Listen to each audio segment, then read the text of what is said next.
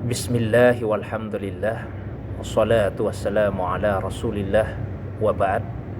Saudaraku yang semoga dirahmati, disayangi oleh Allah subhanahu wa ta'ala, InsyaAllah pada kesempatan ini saya akan menjelaskan tentang pentingnya kedudukan seorang mursyid bagi seorang hamba yang ingin mendekatkan diri kepada Allah subhanahu wa ta'ala, menempuh jalan atau suluk kepada Allah subhanahu wa ta'ala sehingga ia bisa wusul, bisa sampai kepada Allah subhanahu wa ta'ala. Saya mulai dengan membacakan dua ayat Al-Quran. Yang pertama yaitu surah Ali Imran ayat 79, dan yang kedua surah Al-Kahfi ayat yang ke-17. Pada surah Ali Imran ayat 79 Allah subhanahu wa ta'ala berfirman, A'udzubillahi minasyaitonirrajim.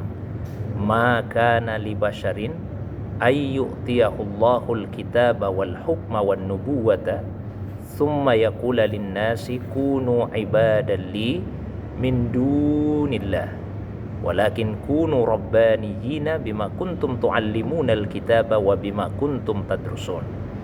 Tidaklah sepantasnya bagi seorang manusia yang diberikan oleh Allah subhanahu wa ta'ala pengetahuan tentang Alkitab, tentang hikmah dan kenabian. Lalu setelah itu ia berkata kepada manusia, kepada umatnya, kepada pengikutnya, jadilah kalian hamba-hamba saya, jangan menjadi hamba-hamba Allah.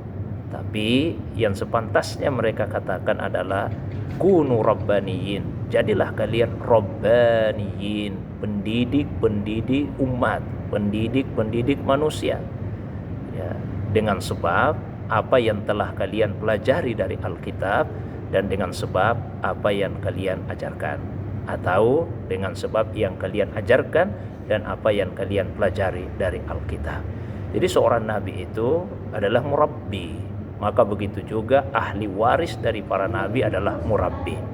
Kemudian di ayat yang kedua di surah Al-Kahfi ayat 17 Allah subhanahu wa ta'ala berfirman, may yahdillahu fahuwal muhtad wa may yudlil falan tajidalahu waliyam mursyidah. Barang siapa yang diberikan petunjuk oleh Allah, maka itulah orang yang benar-benar mendapatkan petunjuk. Dan barang siapa yang dibiarkan oleh Allah dalam kesesatan, maka engkau tidak akan pernah menemukan baginya waliyan mursyidah. Ada dua pernyataan di dalam ayat ini yang dalam bahasa Arab itu disebut dengan ihtibak. Pada masing-masing pernyataan ada yang dihilangkan karena isyaratnya bisa difahami dari pernyataan yang kedua atau pernyataan yang kira-kira maknanya seperti ini. Bagi yang diberikan petunjuk oleh Allah, maka itulah orang yang benar-benar mendapatkan petunjuk dan dia akan mempunyai waliyan mursyidah, ada mursyid baginya. Sebaliknya, yang dibiarkan oleh Allah dalam kesesatan, maka itulah orang yang benar-benar tersesat dan dia tidak mempunyai seorang mursyid. Jadi salah satu ciri dari orang yang dibiarkan dalam kesesatan itu adalah tidak mempunyai mursyid.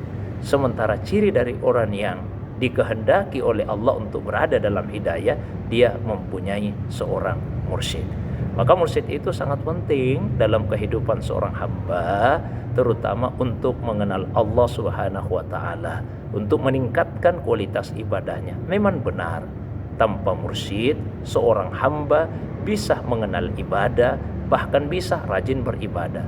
Tapi tanpa mursyid, ibadahnya tidak akan pernah sampai kepada maqam, kepada tingkat ihsan, yaitu beribadah kepada Allah seperti melihat Allah. Dan jika tidak bisa seperti itu, paling tidak dia yakin bahwa Allah yang melihatnya.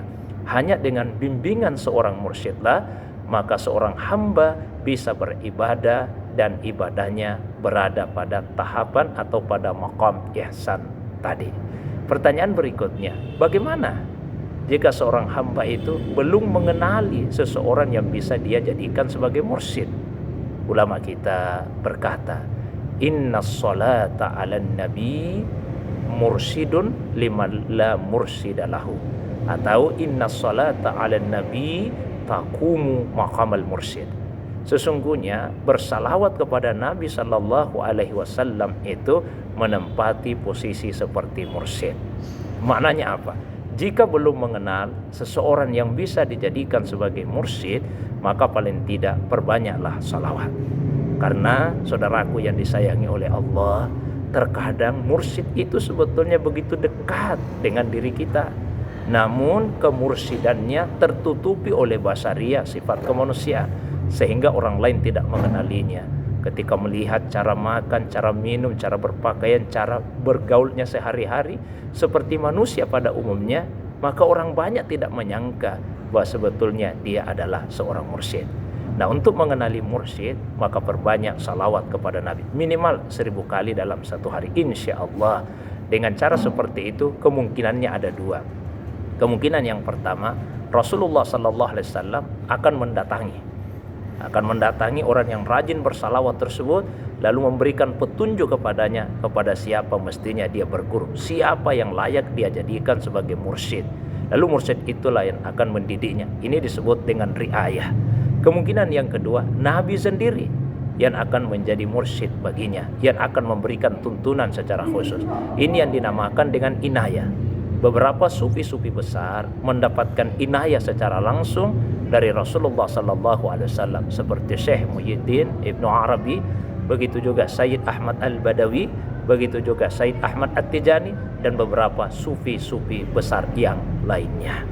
Pada akhirnya, saudaraku yang disayangi oleh Allah, mudah-mudahan dengan memperbanyak salawat kepada Nabi SAW, paling tidak kita bisa mendapatkan, kalau bukan riayah, minimal. Kalau bukan riayah, paling tidak kita mendapatkan inayah. Atau semoga kita mendapatkan dua-duanya.